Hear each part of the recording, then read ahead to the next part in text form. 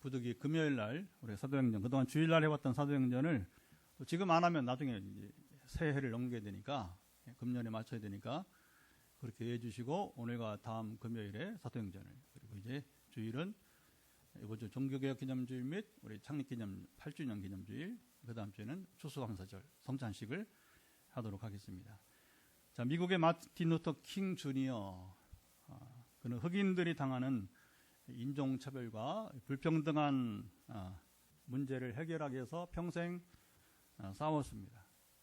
원래 역사엔 두 종류 사람이 있는 거예요. 이렇게 차별을 받고 온갖 어떤 그 피해를 보면서도 그냥 참고, 이게 노예 근성. 일제 때에 참 많은 사람들이 뭐 대부분 그렇죠. 뭐 일제에 그냥 순복하고 또는 적극적으로 일제에 동조하면서 이제 소위 친일파가 이제 되기도 하고, 이런 사람들은 노예 근성을, 그런 사람들 지금도 보이잖아요. 얼마든지. 그렇죠. 그 후예들이 꼭 부모 닮아서 아직도 그 정신을 못 버리고 막 실언을 했잖아요. 왜냐하면 그 속에 그들 마음에는 부모에게 물려받은 노예 근성이 아직도 있는 거예요. 그런데 이 마틴 루터 킹 목사는 이대로 살 수는 없다는 것이죠. 그래서 이 평생을 인종차별, 백인들에 의한 흑인들의 인종차별, 그리고 자연히 그들이 이제 그 불평등한 대우를 받는 것을, 처우를 개선하기 위해서 평생, 이게 이제 그 흔히 말하는 흑인 인권운동, 때로는 이제 백인들 위협을 당합니다. 어떤 그 암살, 그렇죠? 이런 이제 그 위협을 받기도 했어요. 그러나 킹 목사는 거기에 굴하지 않고 끝까지 싸우게 됩니다. 그는 대신에 이제 어떤 폭력이나 또 총을 들고 이렇게 싸우지 않고 평화적인 저항 운동을 이끈 지도자가 되었습니다. 간디를 보는 것 같아요. 인도의 간디를 보는 것 같습니다. 비폭력 이제 저항이 되는 것이죠. 그런 수많은 협박과 고난 가운데도 포기하지 않고 이렇게 선언했습니다. 원래 이런 사람들은 연설이 탁월하고요. 존 F 케네디를 보는 듯한 그런 훌륭한 연설을 해냈습니다. 나는 두려움이 없이 이 길을 걸어야 이제 갈 것입니다. 정의를 위해서 우리가 일어서지 않는다면 우리가 말하는 우리 믿음은, 내 믿음은 의미가 없습니다. 나에게는 꿈이 있습니다. I have a dream. 조지아주의 붉은 언덕에서 노예 후손들과, 흑인들이죠, 노예 주인의 후손들이, 백인들이 형제처럼 손을 맞잡고 나란히 앉게 되는 꿈입니다. 나에게는 꿈이 있습니다. 아이들의 피부색을 기준으로 사람을 평가하지 않고 인격을 기준으로 사람을 평가하는 나라에서 살게 되는 꿈입니다. 이게 미국이 그들이 원치 않게 아프리카에서 조상들이 노예로 끌려왔지만, 이게 미국 사람들이 해서는 안 되는 엄청난 죄를 범한 거예요. 우리 뭐 일본은 여러분, 일본 지혜도 심각하지만 영미, 영국, 미국, 그다음에 네덜란드, 여러분, 프랑스, 스페인, 포르투갈, 이런 여러분 유럽의 나라들이 해상권을 가지고서, 그다음에 이제 포를 가지고, 총을 가지고, 칼을 가지고, 여러분, 이제 일본이 우리 점령하듯이, 점령이죠, 뭐, 여러분, 여기 뭐예요? 그러니까 이제 아프리카에 가서 사람들을 노예로, 거기는 추장 왕이잖아요. 추장의 부인은 왕비인데, 왕이고 왕비고 소용없는 겁니다. 그냥 똑같이 그냥 마치 짐승을 사냥하듯이 사냥해가지고 사람을 옷을 홀딱 벗겨놓고, 그 다음에 이제 사슬로 묶어서 미국으로, 영국으로, 또는 스페인 사람들은 이제 남미로, 포르투갈 사람들은 지금 브라질 땅으로 이렇게 끌고 가서 이제 계속 노예로 이제 삼았던 것이죠.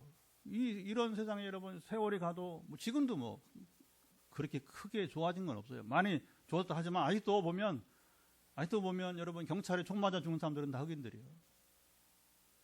이 아시안이나 다른 어떤 중남미 온 사람보다 흑인들이 유난히 지금도 백인 경찰에 총 맞아 죽고, 여러분, 정말 이 무서운 죄를 짓고 있는 나라입니다. 우리가 잘 역사를 봐야 돼요. 근데 절대 회개하지 않습니다. 그 역사에 대해서. 지금은 이제 또 다음 대통령이 나올 때는 이제 누가 되든지 간에 한 번은 용서를 구하지 않느냐. 그러면 배상을 해야 되니까 이제 그게 또 이제 쉽지는 않겠지만, 그러나 반드시 이제 그게 이제 기독교인이라면 해결을 해야 되니까, 그렇죠? 그날이 올지 모르겠습니다. 그런데 이제 마틴 루터 킹 목사는 어쨌든 언젠가는 그런 평등한 세상, 피부로 말미암아 사람을 평가하지 않는 세계를 꿈꿔왔던 것입니다. 1964년 그는 노벨 평화상을 수상했고요. 제가 태어나고서 몇 개월 있다가 10월 달에 그는 자기를 죽이려고 위협하는 백인들이 많음을 알고도, 자, 사람들이 말합니다. 킹 목사님, 당신은 노출되면 지금 백인 우월주자들이 반드시 당신 암살할 테니까 제발 잠수하라. 응? 요즘에 저 팔레스타인 여러분 이제 그 아랍의 그 지도자들처럼 맨날 지하살 그죠? 노출되면 뭐 금방 암살당하니까 하기서 요즘은 뭐 드론 가지고서 뭐 정찰하면서 폭탄을 떨어뜨려서 죽이니까 그게 뭐 지금 뭐 숨을 데도 없어 요즘 보면 이제. 근데 이제 이런 위협이 있음을 알고 실제로 그런 그 위협만이 아니라 실제로 이제 암살을 하려고 이제 마치 전에 우리가 사도 바울을 죽이지 못해서 안다라는 유대인들처럼 이 킹 목사를 죽이지 못해 안다는 백인들이 당시 얼마나 많이 있었는데, 그걸 알고도 그는 알라바마주 멤피스의 인권운동 현장에서 인생을 마치고 말았습니다. 백인 우월주자의 총상을 입고 지혈을 해보지만 이게 뭐 이미 지혈도 되지 않고 병원에 갔지만 이미 숨을 거두고 말았습니다. 자, 그가 선택한 길은 쉽지 않았지만 그의 결단은 사람들에게 중요합니다. 자유와 희망을 가져다 주었다는 것이죠. 지금도 뭐 흑인 중에 가장 추앙받는 인물이 되고요. 사도 바울의 인생을 보면 저는 이제 서론에서 이제 중요한 시간에 이분 얘기를 한 것은 그 누가 사도 바울처럼 이렇게 굴복하지 않고 정말 죽을 때까지 한 가지 길을 갔는가 했을 때에는 뭐 킹 목사에도 뭐 비하인드 스토리가 좀 있습니다만은 뭐 그건 뭐 그 사람의 몫이고, 그러나 그렇게 한 가치를 한 비전을 두고서 자기 생명 아끼지 않고 달려간 사람이 킹 목사라 생각이 되었던 것입니다. 사도 바울의 인생이 바로 그랬습니다. 그는 끝까지 포기하지 않고 복음 전도를 통해서 공통의, 여러분 이제 그 킹이나 바울의 공통의 목표가 있습니다. 뭐냐면 사람들이 자유와 희망을 갖게 하는 거예요. 복음이 전파되는 곳에 여러분 복음의 능력으로 자유케 됩니다. 그리고 복음이 전파되는 곳 사람들이 여러분 움츠르지 않고 여러분 어깨를 활짝 펴고 희망을 가질 수 있습니다. 저는 오늘도 이 복음을 가지고 수십 명의 사람들이 예배 후에 전화를 기다리고 있어요. 그들이 왜 제 전화를 기다립니까? 복음의 능력으로 그들이 자유를 얻고, 그리고 설령 고난이 있다 하더라도 하나님의 자녀로서 당당히 살아갈 수 있도록 하나의 용기를, 두려움을 이겨야 되니까. 할렐루야. 그래서 이제 이렇게 다양하게, 어떤 사람은 질병을 고쳐야 돼. 어떤 사람은 삶이 움츠러들지 말고 싸워 이겨야 되니까. 이게 제 사명인가 돼요. 이게 어느덧 제 사명이 돼갖고, 반대로 지금 생각해보면 만약 하나님이 제게 개척하고서 지난 8년, 물론 그 전부터도 이제 6, 7년 개척하기 전에도 이제 전통교 담임을 하면서 치유 사역을 해왔지만, 하나님이 그래서 연단을 시키고 지금까지 나와 함께 하시고, 만약에 내가 평생에 이 사역에 아픈 자들, 여러분 병든 자들, 낙심한 자들을 일으켜 세우는 여러분 이 일을 하잖아요. 지난번에 이제 그 우리 화요 말씀 치유 집회를 이렇게 안내하는데, 대구에 있는 우리 대선배 목사님, 곧 은퇴를 앞둔 목사님이 우리 교회 와서 축복도 한번 해주고, 이렇게 하는 줄 몰랐다는 거예요. 화요 말씀 치유 집회 준비한 제가 그 썼죠, 그렇죠? SNS에다 우리 단톡에 놓고, 그렇게 시간을 걸려서 준비 기도를 하고 메시지를 전달하고, 그리고 또 예배 후에도 2시간 이상 이렇게 전화 기도를 하는 줄 몰랐다는 거예요. 이런 사역을 처음 본다는 얘기죠, 보면요. 근데 그게 여러 힘든 게 아니라, 저는 이제 어느덧 뭐냐면 이게 내게 사명이고 이 일이 없다면 내 인생에 얼마나 가치가 없었을까. 자연히 하나님 저러한 입술의 고백을 하게 됩니다. 내 인생의 의미, 가치, 보람은 여기에 있다. 할렐루야. 다른 건 다 없어도 좋다. 어차피 없지만. 하나님 나로 하여금 내 인생의 의미와 가치와 보람은 바로 이렇게 복음의 능력으로 사람들이 자유를 얻고 바울처럼, 기흥목사처럼 희망을 갖게 하는 것입니다. 자, 바울과 선교팀이 3차 전도 여행을 마치고 예루살렘으로 향했습니다. 에베소 인근 밀레도항을 떠나서 베니게 구브로 두로에 이르게 되었습니다. 바울은 오순절 이전에 예루살렘에 우리 지난 봤죠? 도착하기 위해서 여정을 서둘렀어요. 자, 7절, 8절 한번 읽어보고 지도를 한번 보겠습니다. 자, 7절, 8절 먼저 읽어보고 읽습니다. 두로를 떠나 항해를 다 마치고 돌레미아에 이르러 형제들에게 안부를 묻고 그들과 함께 하루를 있다가 이튿날 떠나 가이사랴에 이르러 7집사 중 하나인 전도자 빌립의 집에 들어가서 머문지라. 자, 그러면 이제 지도를 영상을 주시면 저게 이제 저 에베소 장로들과 만났던 기억하시죠?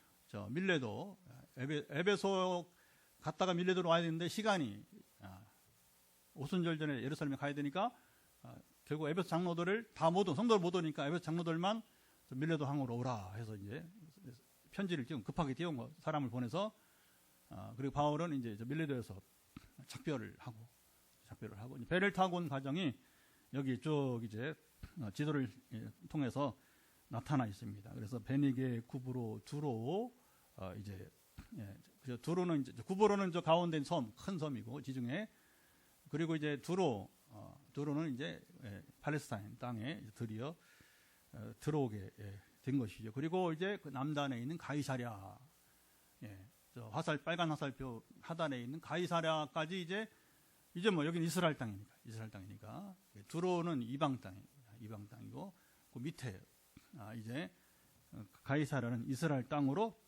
들어오게 된 겁니다. 자, 바울이 빌립의 집에 있을 때에 자, 이번은 10절과 11절을 보도록 하죠. 어떤 일이 자, 이제 가이사랴의 빌립의 집에 왔더니 여러 날 머물러 있더니 아가보라 하는 한 선지자가 유대로부터 내려와 우리에게 와서 바울의 띠를 가져다가 자기 수족을 잡아매고 말하기를 성령이 말씀하시되 예루살렘에서 유대인들이 이같이 이 띠 임자를 결박하여 이방인의 손에 넘겨주리라 하거늘. 사도 바울이 예루살렘에 가면 자, 결박과 환란이 기다릴 것이다. 이미 밀레도에서 에베소 장로들과 만날 때 그 전에 그렇죠.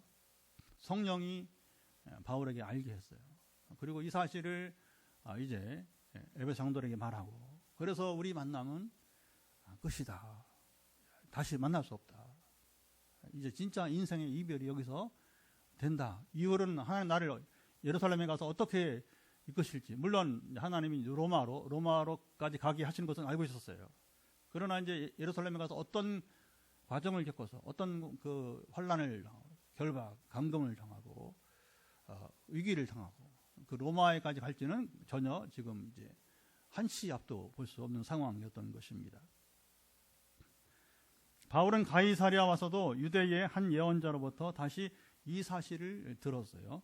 성령님의 예언은 이렇게 잘 들으세요. 일관성이 있습니다. 이 사람 저 사람의 말이 다르면 출처가 다른 거예요. 같은 성령이 아니라고 하는 거예요. 그럼 뭐냐? 이제 다른 영, 사탄에게서 온 거지. 아니면 자기 생각. 이게 어렵습니다, 사실은. 근데 성령으로부터 온 여러분이 이제 계시라면 3명이면 셋이 하나가 됩니다. 할렐루야. 우리 교회 이거 여기 이전할 때, 건축할 때 3명이 기도했어요. 이건 비하인드 스토리입니다. 이런 얘기 안 하죠, 제가. 지금 이제 건축하고 벌써 3, 4년째가 돼가니까 공개하는데 여러분 얼마나 이게 개척교회가 뭐 이제 이런 건축물을 여러분 한다고 할 때에 이게 뭐 보통 도전이 아니잖아요, 그렇죠? 근데 이제 중요한 건 하나님께서 세우신 것이다. 그리고 이미 제가 개척하기 전에 2016년 9월 추석 주간을 끼고서 경주에 지진이 일어날 때 하나님은 저에게 금식 기도를 하고 개척을 준비하게 하시고 성전을 짓는 모습을 분명하게 보여줬거든요. 그래서 이제 결국에 기회다. 여기서 세 사람이 똑같으니까. 만약에 세 사람이 다르다. 그러면 이거 한 번 더 생각을 해봐야 되는 거예요. 누가 맞는지 달라지면. 그러나 성령으로부터 온 여러분 이 계시는 동일하다. 할렐루야.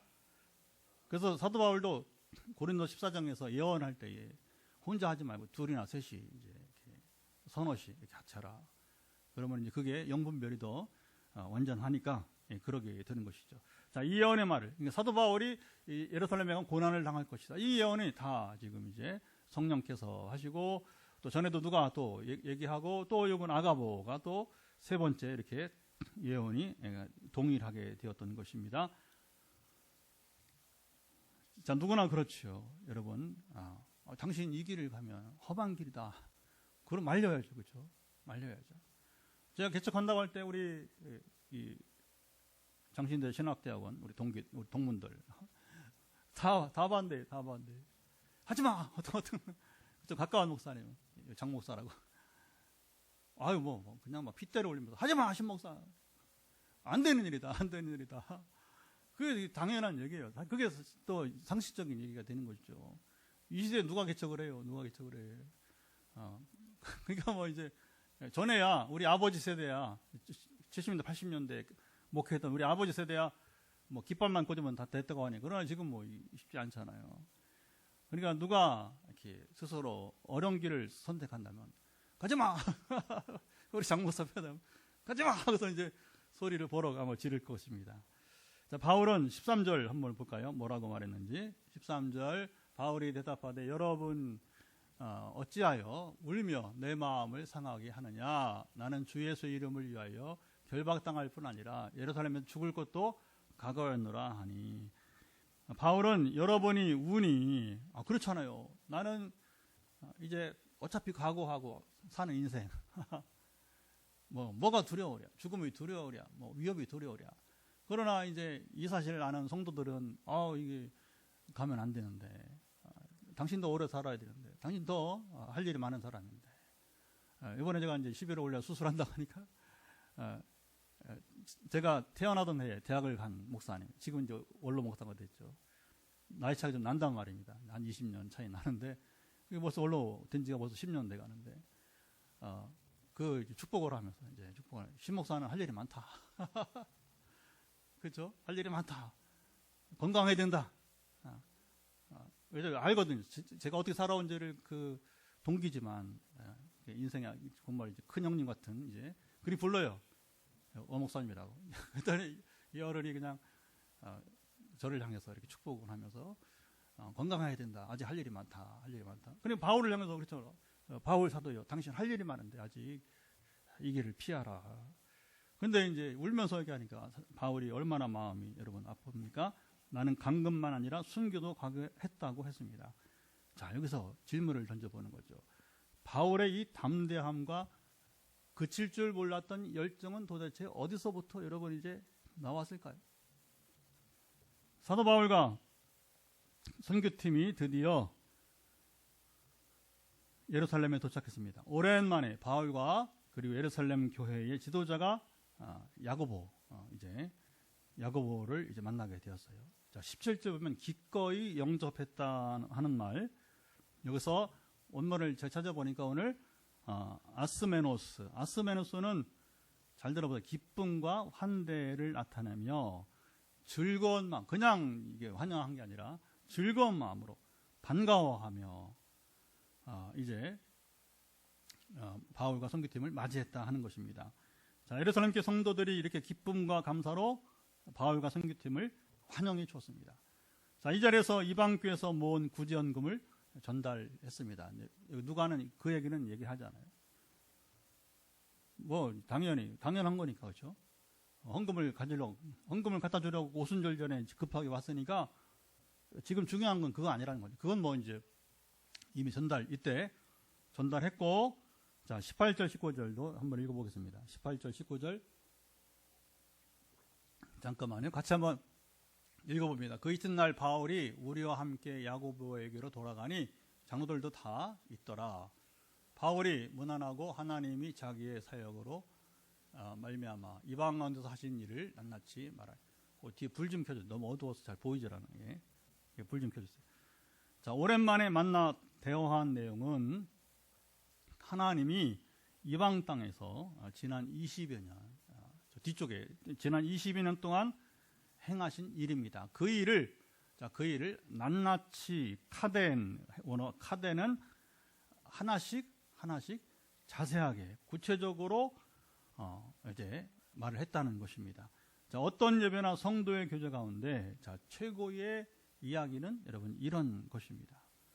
사람이 만나서 대화를 하잖아요. 무슨 말을 나눕니까? 왜 만납니까? 그렇죠?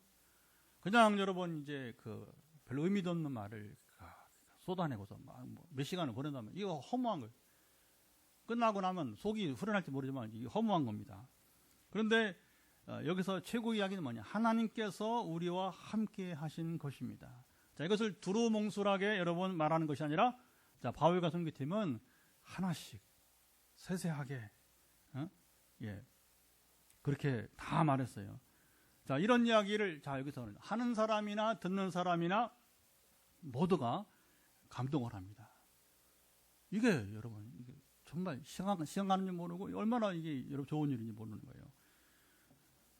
저도 주일이나 오늘 같은 주중 예배 시간에 또 선교지 우리 이제 신학대학 순회 사역을 즐겁게 감당할 수 있는 것은 바로 하나님이 나와 함께 하신 이야기를 나눌 수 여러분 있기 때문입니다. 그것은 뭐냐? 하나님은 쉬지 않고 오늘도 일하십니다. 자, 어제 오랜만에 이제 전에 또 한동안 기도응답을 받고 이제 기도했던 포항에 사는 한 분인데 어제 오랜만에 제가 전화를 왜냐하면 자꾸 관계를 맺기가 어려우니까 저도 바쁘고 그분 제가 이제 돌봄을 하지 못했어요. 그랬는데 이제 본인이 힘드니까 어제 전화가 왔어요. 그러면서 잠을 도대체 이루지 못한다 하면서 잠 좀 자게 해달라고 이제 전화가 온 거예요. 오늘 교회에 이제 오셨습니다. 뭐라고 하냐면 이제 수면제를 최고로 높여서 약을 먹어도 도대체 잠을 한 잠도 못 잔다는 거예요.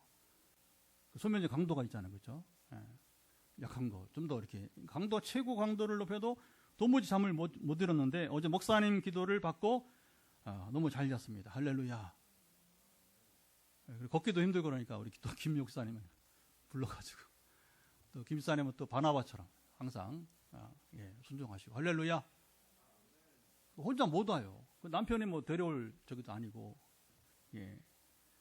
사도 바울과 선교팀의 보고를 들은 예루살렘 교회 성도들이 하나님께 영광을 돌렸습니다. 이 자세가 여러분 중요합니다. 자, 하나님께서 행하신 일을 증거하는데 잘 들어보세요. 어떤 사람들은 들으려 하지 않고 심지어 말하지도 못하게 여러분 하는 경우가 있어요. 저는 이거 경험했어요. 지난 전통교회 목회하면서 하나님이 일하시는데 듣지 않으려고 그래요. 그리고 간증은 그냥 겸손하게 조용히 있어야 되죠. 하면서 이제 자기 생각대로 말하는 거죠, 그렇죠? 듣기 싫다는 얘기죠. 듣기 싫다는 거죠. 듣고 싶은 얘기를 왜 말을 못하게 하겠어요, 그렇죠? 그리고 이제 다른 사람이 말하지도 못하게 이제 하는 경우입니다. 자, 이것을 성경은 잘 들으세요. 뭐라고 하냐면 성령을 거역하는 성령 회방죄라고 이제 말하는 것입니다. 예수님이 직접 언급을 하시게 된 것이죠. 용서받지 못할 죄. 그래서 여러분 조심해야 돼요.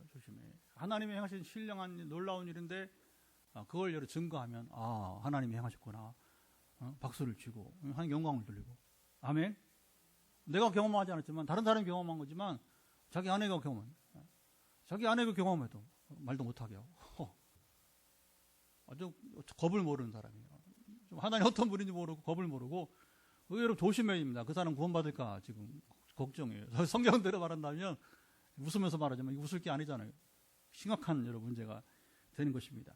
자, 야고보와 예루살렘 교회 성도들은 유대인 중에도 여기 이제 믿는 자 수만 명이 있다고 바울에게 전해 주었습니다. 자, 이게 보세요. 바울은 세 차례나 지금 이제 이스라엘 유대인들이 아니라 세 차례나 이제 아시아로 또 유럽을 해서 이방인 전도를 하고 왔는데 그 궁금한 거예요. 근데 하나님은 또 다른 사람을 쓰시니까 그래서 이미 예루살렘과 온 유대 지역에 지금 수만 명이 전에 우리가 여러분 성령 임하고 초창기에는 3,000명, 5,000명까지 갔잖아요. 그죠?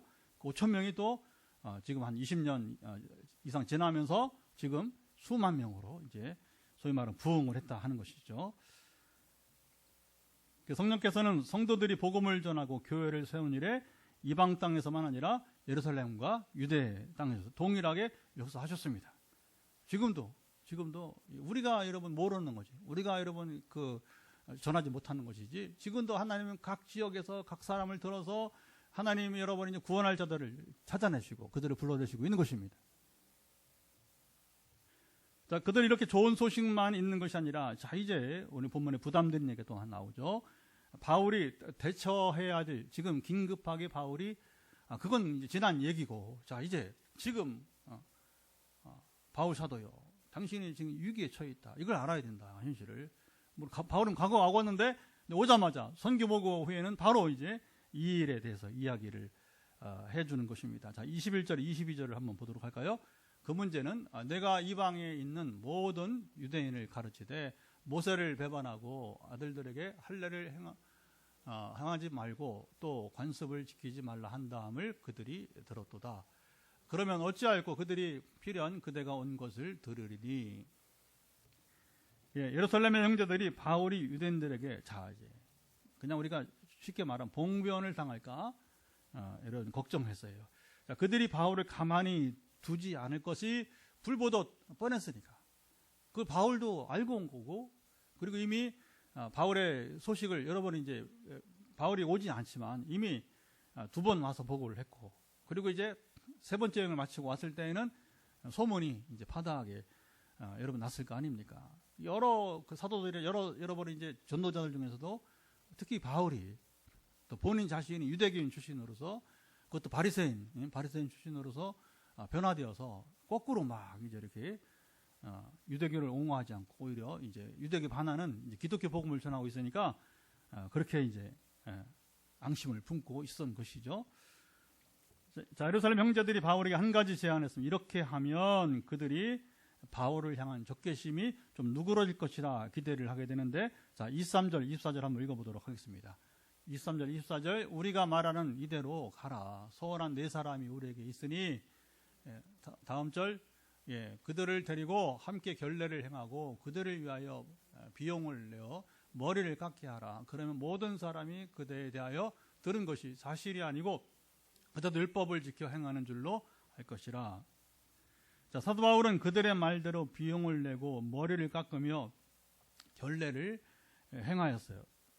바울이 예루살렘 형제들의 제안을 그대로 행한 것의 의미는 무엇이었을까요? 자, 사도 바울과 선교팀의 복음 전도 여정은 언제나 녹록지 이제 않았습니다. 쉽지 않았다는 거예요. 자, 하나님이 함께 하시지 않은 것도 아니었어요. 하나님의 권능이 여러분 이제 부족한 것도 아니었습니다. 왜 그랬어요? 하나님이야 뭐 완전하시고 하나님이야 여러분 능력이 언제나, 그렇죠? 때때로 바울을 통해서 어쨌든 직전에 죽은 유도고를 살리기도 하고, 그렇죠? 걷지 못하는 자를 일으키기도 하고, 귀신을 쫓아내고, 여러 가지 이제 하나님이 능력을 행했습니다. 근데 유대인들의 집요한 방해와 또 지역 종교인들의 저항, 이게 이제 어려운 일들이었죠. 이런 일은 바울에게만 있었던 것이 아니고요. 예나 지금이나 선교 현장, 복음을 전하는 어느 곳에서나 여러분 있는 일입니다. 아직 가족이 다 아직 복음을 믿지 않는 가정에서도 지금도, 그렇죠? 매일마다 지금도 가정에서 겪는 고통일 것입니다. 자, 하나님의 나라가 확장되어 가는데 여러분 사탄이 가만히 있을 리가 없습니다. 사람들의 마음을 충동질해서 거세게 저항을 합니다. 사도 바울은 이런 일을 그동안 셀 수 없이 숱하게 여러분이 경험했습니다. 때로는 돌에 맞아 죽는 경험도 했고, 하나님이 다시 살려줘서 오늘까지 여러분 왔지만 말이에요. 예루살렘에 오면 이런 일은 더 거세게 일어날 것을 바울이 알았습니다. 예루살렘은 유대교의 본거지잖아요. 유대교의 여러분이 이제 센터란 말이에요. 센터, 본부가 있는 곳이라고 하는 거죠. 이방 땅에서는 우리가 전에 보았지만 고린도나 에베소에처럼 때로는 로마 총독이 또는 그 지역의 서기장이 도움으로 바울이 어려움을 벗어나기도 했지만, 자, 이제 예루살렘에서는 유대교의 본부가 있는 마치 사탄의 본부와 같은 곳에 여러분이 이제 바울을 보호해 줄 수 있는 사람을 기대하기란 여러분 이제 어려웠던 것입니다. 자, 이것을 가이사랴에서 선지자 아가보가 공개적으로 예언을 하면서, 자, 성도들이 바울에게 이런 상황에서 굳이 예루살렘에 가지 말 것을 울면서 눈물로 이제 간청했던 것입니다. 자, 바울은 자기를 만류하는 성도들에게 내 마음을, 이게 참 귀한 자세예요. 내 마음을 상하게 하지 말라. 나는 어떤 고난이 나를 기다린다고 해도 갈 것이다. 용기를 나타내 보였어요. 자, 이 일로 사실은 이제, 왜 하나님은 굳이 바울이 알고 있는데 다른 사람들을 통해서 이렇게 한 번, 두 번 이렇게 반복해서 바울에게 이 예언을 공개적으로 여러분이 이제 말하게 했을까요? 이게 좀 중요합니다. 그것은 이런 일이 있으니까 바울이 그러지 않아도 성령이 말씀했는데, 이게 사실이구나. 자, 보세요. 여기서 군사는 이제 독립을, 우리 옛날에 일제강점 독립을 써서 여러분 자기 몸을 불살라 싸우던 사람들, 그렇죠? 하나님 나라에서 지금 일하는 여러분, 이제 이 군사들은 이런 그 말을 들으면 더 용기를, 내가 마음이 약해지면 안 되겠다. 내가 두려움을 표시하면 안 되겠다. 그러니까 더 담대해지고 그리고 마음을 굳게 했던 것입니다. 할렐루야. 이런 사람들이 참 리더예요. 참다운 영적인 지도자가 되게 되는 것입니다. 자, 일제강점기에 신사참배 거부하고 저항했던 주기철 목사님을 보는 것 같습니다. 그렇잖아요. 주 목사님 다 타협하고, 황정진 목사님도 이제 거기 다 참여하고, 뭐 대부분이 다 그러시다.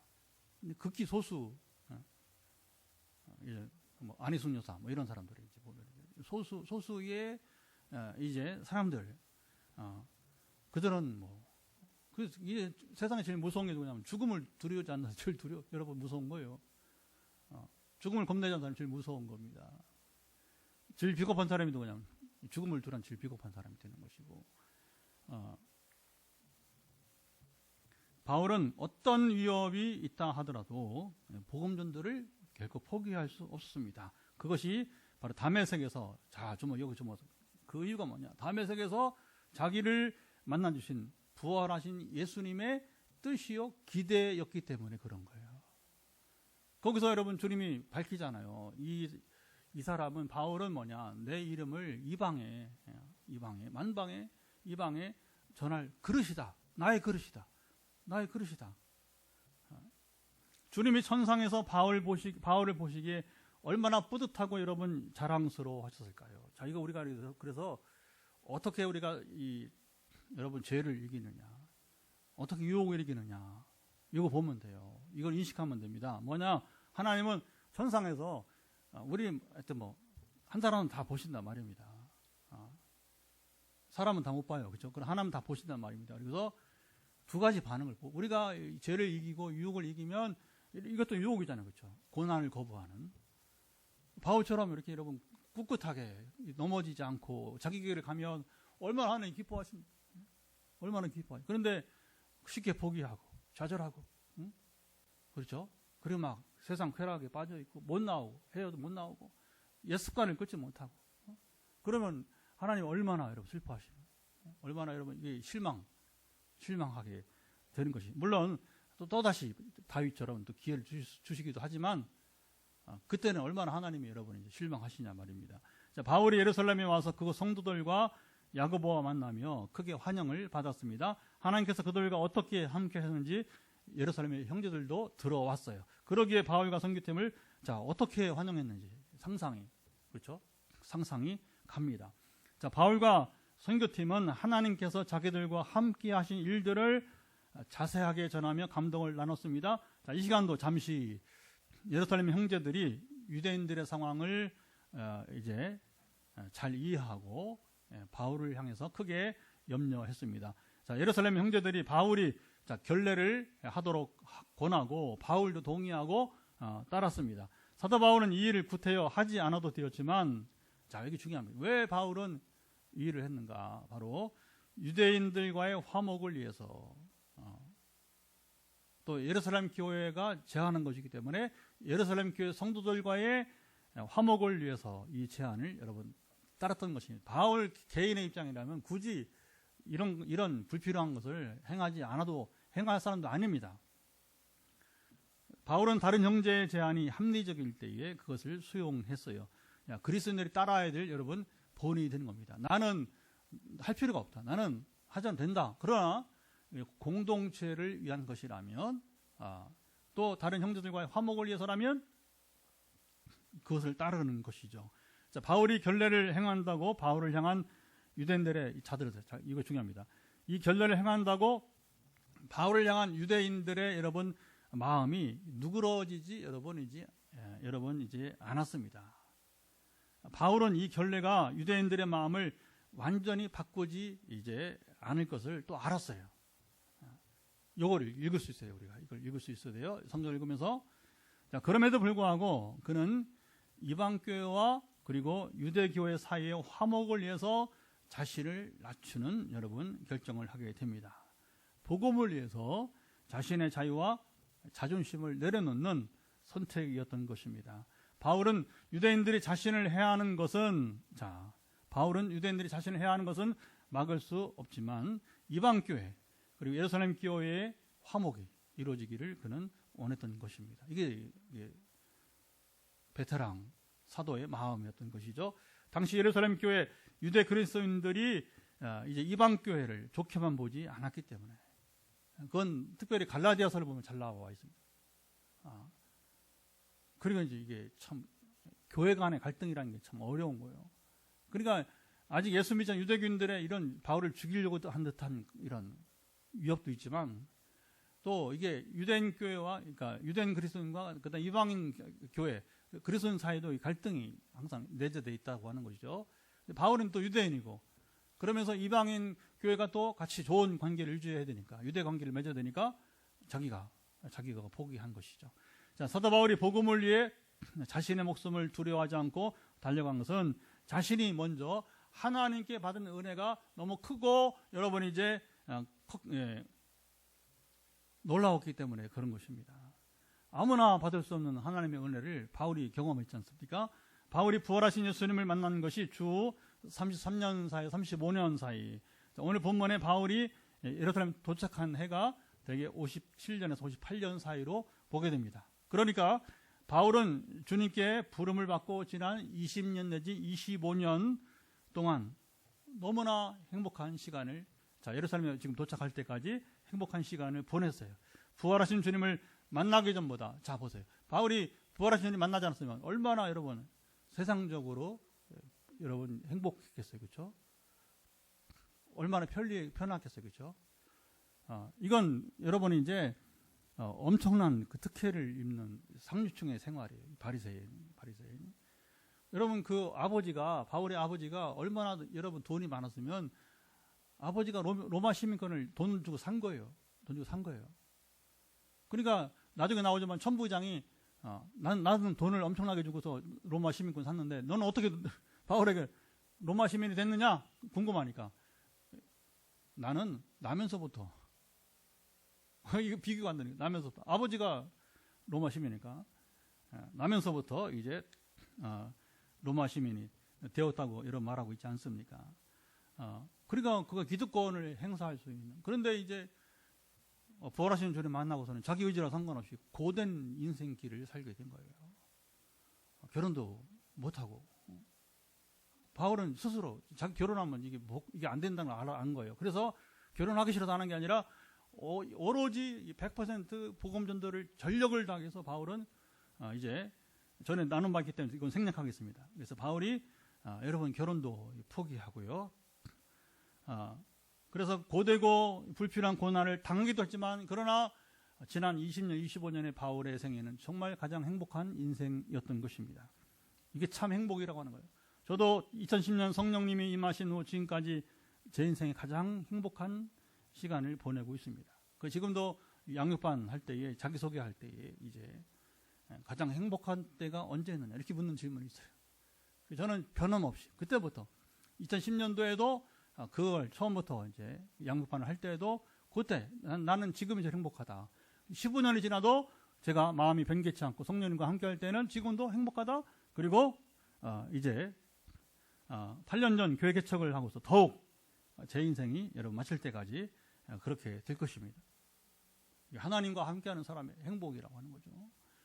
바울은 자기가 받은 은혜도 컸지만 자기가 제대로 알게 된 복음을 전할 때에 하나님께서 이방인들과 유대인들에게 행하신 일이 너무나 귀했습니다. 그 일을 볼 때마다 더 행복했던 것입니다. 저도 이제 한 가지. 근데 그 참 신기한 건, 그 나랑 상관없어. 하나님이 하신 거니까. 근데 우리가 할 수 있는 건 뭐 사랑의 마음으로 기도하는 것뿐이야. 근데 뭐 사실 이제 이게 우리가 기대한 경우는 안 되기도 하고, 저는 기대하지 않았는데도 갑자기 뭐 이렇게 나왔다고 하고, 참 이게 어렵습니다. 어려운 경우. 그러나 그래도 그가 누구든 상관없이 하나님의 은혜를 입어서 하나님께서 행하셨다 하는 여러분 이야기를 할 때에 그 너무나 여러분 귀한 것입니다. 아멘. 바울은 이 행복을 유대인들이 자신을 죽이겠다고 위협해도 여기 보세요. 결코 빼앗기지 않았던 것입니다. 저는 위임 목사직을 내놓았어요. 이 일을 위해서. 전혀 뭐 거기에 대해서 미련을 갖지 않고. 그때 하나님 판단을 하시더라고요. 야, 네가 또 다른 교회 가봐라. 한 10년 목회 잘하겠지. 그러나 네가 원하는 선교는 하지 못한다. 어떡할래? 너 선교할래? 그냥 전통교회 봉급쟁이 목사 될래? 이게 지금 딜레마예요. 우리 목회자들의 지금. 어떻게 하다가 여러분 대한민국 교회가 목회자들을 봉급쟁이로 만들어 놔가지고 이거 뭐 무슨 말인지 대충 아세요? 정말 심각한 상황이 여러분 되고 있는 겁니다. 그래서 저는 이제 그때에 그걸 내려놓을 수 있는 게 뭐냐면 내가 어차피 나는 이제 목회자의 인생은 봉급쟁이가 아니다 하는 거예요. 그러니까 본질을 쫓아 행해야 된다. 우리가 선교와 전도하는 일에 우리가 양보할 수 없다 하는 것이죠. 자, 복음은 여러분 이만한 가치가 있습니다. 바울이 생명을 내놓을 만큼, 제가 유임 목사직을 내놓을 만큼의 가치가 있는 것입니다. 예수님도 누구든지 나와 복음을 위해 자기 목숨을 잃으면 구원을 받을 것이다. 할렐루야. 마가음 8장 34절 35절. 오늘 우리는 어떤 결단을 내릴 수 있을까요? 나의 자유와 자존심을 내려놓고 복음을 위해 여러분 걸어갈 용기가 여러분 있습니까? 나를 살리고 남을 살릴 수 있는 영원히 살게 하는 복음은 이만한 가치가 있는 것입니다. 내가 모든 걸 송두리째 다 빼앗긴다 할지라도 한 사람이 구원을 받을 수 있다면 그것은 가치 있는 인생이 여러분 되는 겁니다. 왜 가끔 잊을만 하면 나오는 뉴스가 있잖아요. 일본의 지하철에서 한국 청년이 그렇죠? 술 취한 사람을 건져내고 자기는 죽었잖아요. 그 남들이 보기에는 야, 저 한국 사람 의인. 근데 사실은 여러분이 이제 이게 세상 그냥 성공주의를 달린 사람들은 절대 안 뛰어들어요. 안 뛰어들어. 그런 가치 여러분 없기 때문에 그런 거. 그러나 그 청년은 내가 죽어도 지금 저 사람 인사불성인 사람을 살려야겠다고 하는 일념으로 뛰어든 것입니다. 여러분. 자, 성경 이야기를 들은 우리는 자 오늘 이제 결론을 내립니다. 어떻게 살아가야 할까요? 성경 이야기대로 살아가면 됩니다. 성경을 읽고 그대로 살지 않으면 자 보세요. 성경은 읽었어. 설교는 은혜롭게 받았어. 들었어. 그런데 여러분 성경대로 살지 않으면 우리는 자 보세요. 하나님에서 점점 멀어지는 여러분 이제 삶을 살게 됩니다. 자, 성경대로 살면 하나님께 더 가까워져요. 친밀함 속에 우리가 사는 겁니다. 내가 자 보세요. 어떻게 살아갈지는 선택의 문제입니다. 자, 성경을 통해서 우리에게 말씀하시는 하나님을 쫓아 살아가는 자가 복이 있습니다. 우리 인생의 도전이 여기서 여러분 시작이 되는 겁니다. 여러분 한 가지 일에 순종이 그렇게 시작되는 거예요. 한 가지 일에 여러분 이제 하나님께 순종해 보세요. 그러면 두 번째 기회를 하나님이 주실 것입니다. 자, 하나님께서 사도 바울과 선교팀과 함께 하신 것처럼 오늘 저와 여러분과도 여러분 함께 여러분 이제 하고 계시는 것입니다. 새해 1월 중순에 17자 우리 선교지 신학대학 순회사역을 스리랑카로 스리랑카 몰디브로 준비하는 제가 이 경험을 거듭하고 드디어 이제 내년에 17차 17번째 순종에 도전하고 있는 겁니다. 그러나 선택이라면 내가 나 못 갑니다. 못 가는 거예요. 그러면 다시 기회를 얻기가 어려운 거예요. 어려운 거예요. 이것을 왜 가야 되는지 그것을 알기 때문에 순종할 수밖에 없는 겁니다. 그래도 이번에는 뭐 스리랑카 돈 가져오라고 얘기 안 해요. 작년에 여러분 이제 이번에 공고할 때 올해 4월에 공고할 작년에 여러분 선교사님이 3,000불 가져오시오. 돈이 없어. 성교비가 없어. 목사님 성교비도 가져와야 됩니다. 비행값도 안 주는데 성교비까지 가져오라면 아이고 이게 참 부담스러운데 이번에는 선교사님이 아주 정직하고 그 다음에 글을 우리 그렇게 선교 안 한다. 그러니까 나은 거죠. 아프리카보다는 스리랑카가 나은 거죠. 그래서 밥 먹을 때 닭다리 생선 좀 더 넣어서 먹게 해주면 그걸로 감사하다 이렇게 이제 하고 있습니다. 자, 우리도 복음을 위해 두려워하지 않고 순종하게 하소서 우리가 기도했으면 좋겠는데 하나님께 순종하여 복음을 위해 두려움이 없이 걸어가게 하소서. 바울이 걸어갔던 길을 우리도 기쁨과 감사로 따르게 하소서. 같이 이 시간에 기도하도록 하겠습니다. 하나님 아버지, 이제 우리 오늘 충분히 말씀을 들었습니다. 사도행전 우리 이야기 벌써 이제 33번째 시간을 우리가 주님 나누고 있는데 하나님 아버지, 이 바울이 이제 고난이 자기를 결박하고 환난이 기다리는 예루살렘에 드디어 왔습니다. 지난날 돌이켜보면 자신의 인생이 가장 행복했던 지난 20년, 25년의 세월임을 그가 알게 되었고 그리고 지금도 어떤 일이 닥쳐도 그는 후회 없이 이제 복음을 위해서 자기가 목숨을 내놓는 것은 바치는 것은 이것은 이보다 좋은 귀한 가치가 없음을 그가 알게 되었고 우리에게 도전을 주고 있습니다. 우리도 아버님의 자모를 바울을 본받아서 무엇을 위해 살아갈 것인가를 알게 도와주시고 우리가 복음을 위해 살아가는 귀한 우리 인생이 되게 도와주시고 하나님 이 일의 본을 보이게 해서 포항 빈내리 교회를 또 하나의 교회가 필요해서가 아니라 하나님의 나라를 위해서 살아가는 교회가 어떤 교회인지를 주여 아버지 사람들에게 알게 하기 위해서 우리 교회를 세워싸우니 이 교회를 주여 우리가 나아가는 그 근본 목적을 상실하지 말고 나가게 하시고 오늘도 우리에게 도움을 청하는 자리에 주님 요청을 뿌리치지 말고 우리가 특별히 물질은 줄 수 없어서 가끔 여기 방송 들으면서 이제 도움을 청하는 분인데 우리가 그 돈을 줄 수는 없어도 그러나 주님의 이름으로 우리가 상담하고 기도하고 주의 성령의 능력으로 고침받는 일들을 우리 감당하며 그래서 우리 지역뿐만 아니라 지역을 우리 팔도 안에 그리고 또 다시 17차 내년에 스리랑카 내년 9월에 다시 남아공과 탄자니아 다시 아프리카로 아시아 아프리카 유럽으로 향하는 발걸음들이 꺼리지 않게 하시고 함께 하옵소서. 예, 우리 한 번 더 기도하는 것은 또 주말이고 다시 주일을 맞는데 이번 주일은 정말 중요한 우리 종교개혁 기념주일이고 8주년 우리 창립 포항 빈내리교회 기념주일이 되게 됩니다. 그래서 하나님이 기뻐하시는 예배가 되도록 기도해 주시고 정말 이게 신기한 겁니다. 10월 31일 2016년 우리 빈내리교회가 새벽 기도를 시작하면 제가 10월 30일까지 전에 첫 담임지 14년 가까이 이제 마감을 하고 유임 목사직을 내려놓고 10월 30일을 시작했어요. 왜 그날인가? 나는 우연이 아니라고 생각되어집니다. 또 제가 다음 주 이제 목요일에는 전주에 가서 액트나우 전국대회 우리 또 특강을 하게 되는데 종교개혁과 한국교회 얘기를 또 꺼내게 돼요. 아마 제 입에서 하나님께서 이제 전국에서 목사님들에게 하실 말씀이 있는 거예요. 그래서 원고가 준비됐지만 또 이건 또 학술적인 면이 또 있지만 교회사 역사신학 입장에서 그래서 우리 교회를 세우신 뜻이 이루어지도록 간절히 기도했으면 좋겠고 한국교회가 이 종교개혁 507주년을 맞이해서 정말 이제 이 가치가 뭔지를 알고 진정으로 이 거듭나는 교회 광화문에 200만 명이 모인 곳 200억 헌금도 중요하지만 더 중요한 것은 여러분 이 평상시에 교회가 교회다워야 될 겁니다.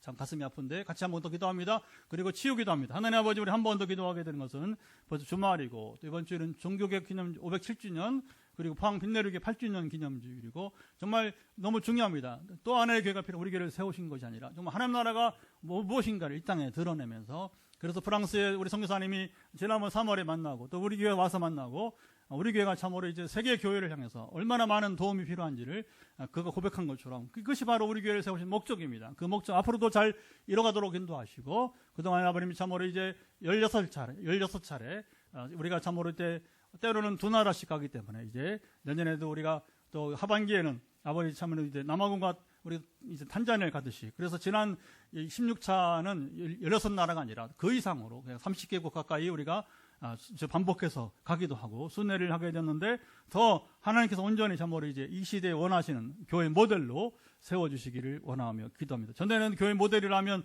많은 사람들이 모이는 게, 헌금이 많은 교회, 그래서 뭐 힘을 발휘하는, 그러나 그것이 얼마나 허망한 것인가를 우리가 최근에 명성교회 통해서, 또 우리가 사랑의 교회 통해서 우리가 참으로 허망하게 경험을 하고 있는데, 그것이 아님을 우리가 알았사오니 올바로 이 시대에 꼭 필요한 교회로 나가도록 우리 포항 빈내리게 세우시고 함께 하시며, 여러분 환부에 손을 얹으세요. 이제 머리 끝부터 발바닥까지 일어서 연약한 부분들 여러분 이제 손 터치하시고, 예수 그리스도에 명한다. 주님, 저들 지금 눈에 각종 아버님이 참으로 지금 목에 아버지 지금 손을 대고 있는 아버님의 부분마다 예수 그리스도 명한다. 저들의 질병은 떠날지어다. 저들의 부담감은 사라질지어다. 몸속에 있는 암세포는 사라질지어다. 암세포의 모든 부작용은 이제 통증부터 해서 여러 가지 부종, 여러 가지 이명 등 이렇게 모든 이제 어지러움증, 소화체계에 영향을 주는 암세포는 사라질지어다. 아버지 아시죠? 함께 다시 한번 여러분 집중하세요. 머리 끝부터 발바닥까지 지금 다른 기도 안 합니다. 여러분이 터치하고 있는 손에 성령님, 저들의 손에 성령이 주여 임하셔서 저희 약함을 주여 고쳐 주옵소서. 역사하여 주옵소서. 눈의 건조증 사라지기를 예수를 명한다.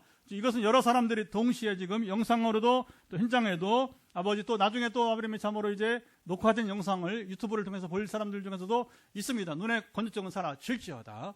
주여 시원토록 눈을 맑게 아버지 하나님의 잡은 눈의 부담감은 소멸되게 도와 주옵소서.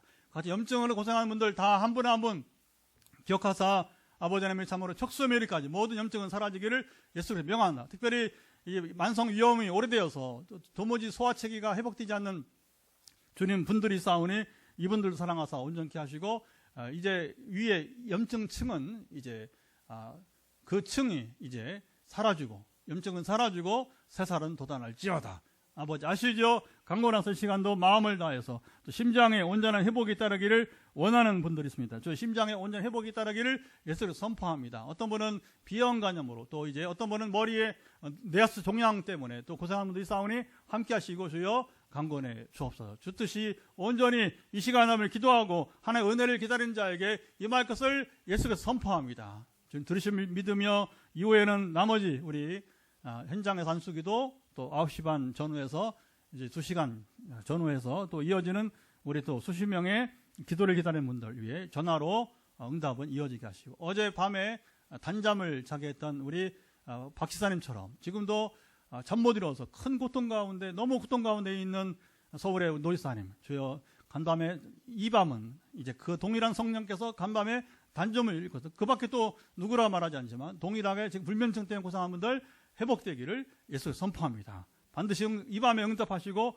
역사하사 내게도 박 집사님이 경험했던 그 은혜가 내게도 임하도록 구할 때 응답하시며 함께하옵소서. 이제는 우리 주 예수 그리스도의 은혜와 아버지 하나님의 사랑하신다 성령의 교통하심 오늘도 함께 금요기도에 예비하며 그냥 듣는 말씀이 아니라 그 말씀을 따라 내가 이해하고 순종함으로 내가 누리는 말씀이 되기를 원하는, 현장에서 가정에서 함께하는 모든 이들 가운데 영원토록 함께하옵시기를 간절히 축원하옵나이다. 아멘.